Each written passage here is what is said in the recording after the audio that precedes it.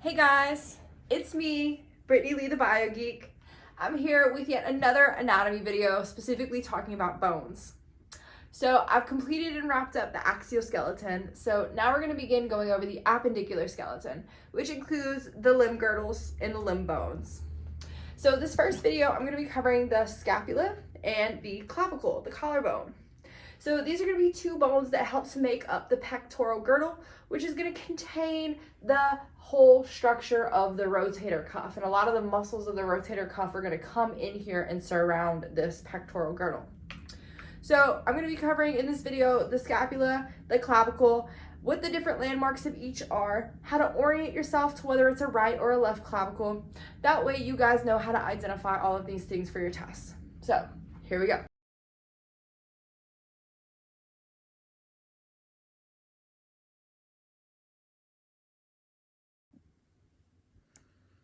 So first we're going to start with our clavicle. And first you're going to want to start by identifying the sternal versus the acromial ends of the clavicle. Now the clavicle has very few landmarks that we're going to have to identify. So with this one, it's going to be important to understanding which one is the more medial or sternal end and which one is the more lateral or acromial end. Now, some classes are going to have you identify whether it's a left or a right clavicle based on a disarticulated clavicle, which I find a little silly because you're never going to see just a regular clavicle on a table in the clinic. But regardless, I'll teach you how to tell the difference between rights and lefts. So, first I want you to notice the differences in the shapes between the lateral and the medial end. Now, I know you guys don't yet know which one's which, but here I'm going to teach you. So the lateral end is a flat end. Lateral, flat, flateral. It's the flateral end of the clavicle. It's going to be a thin, more pancake shape. Now, in contrast, if you look at the medial end or the sternal end, it's going to be a thicker, more dense end, and it's kind of going to take on the shape of a rock. So your medial end is going to be more thicker and rock-like, and our lateral or acromial end is going to be thinner and more pancake shaped. Now, the one landmark you might have to identify is going to be the clavicular tubercle, or just called the tubercle. So the tubercle is going to be located on the inferior or bottom portion of the clavicle, and it's going to help orient you to what that acromial end is. So let's start to figure out how we could tell the difference between whether this is a left or a right clavicle. Now, you've already determined that this is going to be your medial end and this is going to be the lateral end.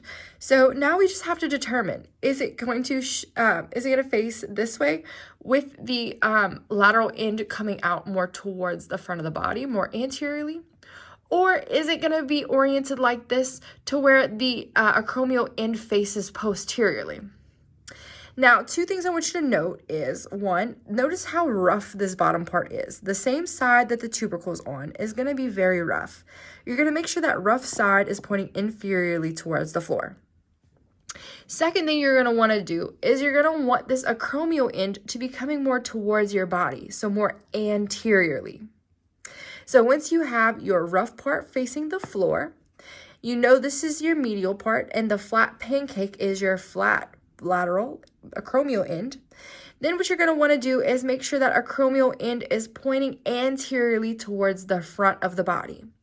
Now we see medial, lateral. This is facing the front of the body, and this is going to be a left clavicle. If I situated it up against my body here, it would go like this, and we would see that this is the lateral end and this is medial with my sternum. So that is all of the clavicle. Next, we're going to cover the scapula. Now, I love the scapula because it's pretty straightforward.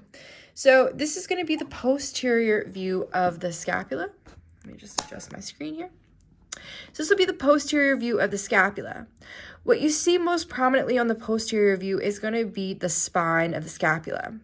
Now, the spine is going to travel all the way from the medial portion of the scapula all the way to the lateral end, where it's going to turn into what's called the acromion. Now, you might recall from just a minute ago that the clavicle also has an acromial end. So if you guessed, I wonder if the acromial end of the clavicle articulates with the acromion of the sternum, then ding, ding, ding, ding, ding, you would be correct. So the acromion, you'll know, is continuous with the spine, and the acromion is going to be the most lateral portion of the scapula.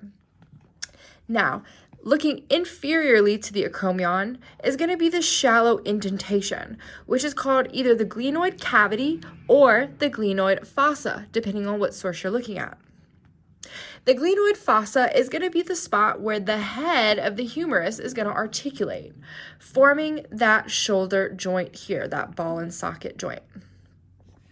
So our next video is going to cover the humerus. I'm just going to put that away.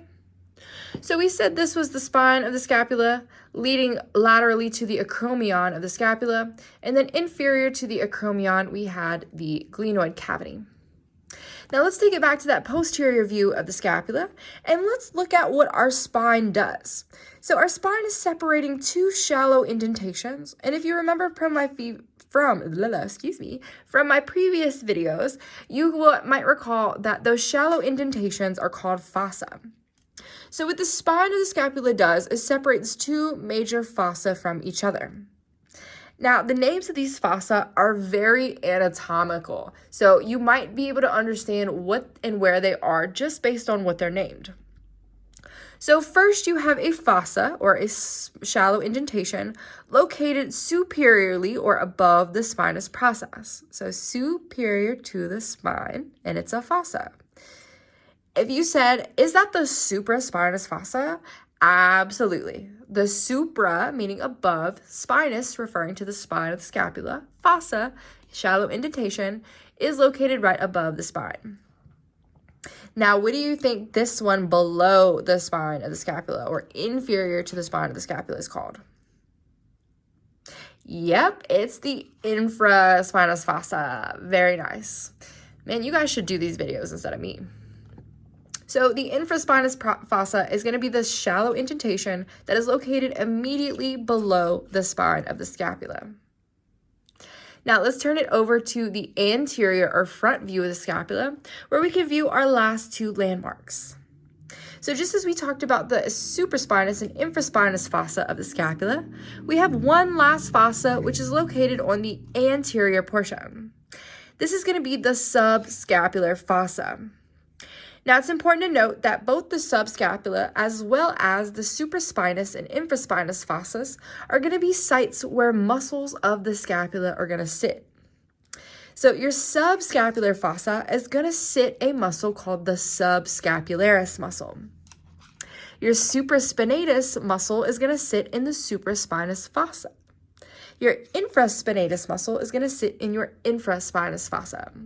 Now, I know I'm jumping ahead here and we're not covering muscles until the next module. However, I just wanted you guys to be prepared that it's really important to remember these fossas, because if you do it now, it's going to save you a lot of time later. So going back to our anterior or front surface of our scapula, and we'll find our last landmark, which is located more anteriorly but still above the glenoid cavity. This is going to be our coracoid process. So the coracoid process is going to be located in the scapula. Now, if you remember from my video on the skull, you might be thinking, there was a coronoid process in the mandible, there's a coracoid process in the scapula. Like, what if I have to write in these answers and I get them confused? Well, let's think about it like this. Coracoid has a C in it. Now, the word scapula also has a letter C in it. So coracoid goes with scapula. Now, coronoid has a letter N in the middle. Mandible also has a letter N in the middle.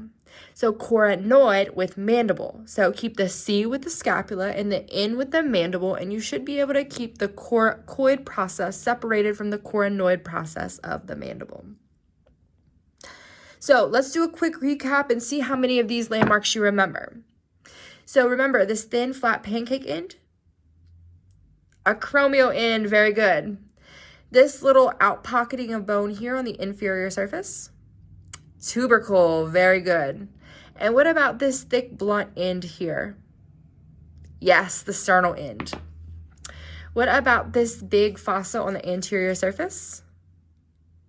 Subscapular, very good. Not to be confused with the supraspinous fossa, very good, which makes this infraspinous, perfect.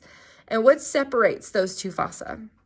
The spine, right, which if you follow it laterally is continuous with the acromion. Perfect. All right, last two. We had this cavity called the glenoid cavity. Perfect. And lastly was our coracoid process. You guys nailed that. Snaps for you guys. So that's all for today. I hope you found this super useful. I know that these clavicle orientations can get a little tough, but I hope that this trick that I taught you really helped you to figure out, is this a right clavicle or is this a left clavicle? And we both know this one's a left clavicle. So thank you so much for stopping by. Please don't forget to like and subscribe. I'm really determined to get to 1,000 followers by the end of next week. So please share with all your friends, share with your classmates, even share with your teachers who might want an additional resource to help teach their class. I'm here. I'm trying to get to 1,000 followers. Please help me. Thanks so much for stopping by. And thanks so much for supporting my educational content. Bye.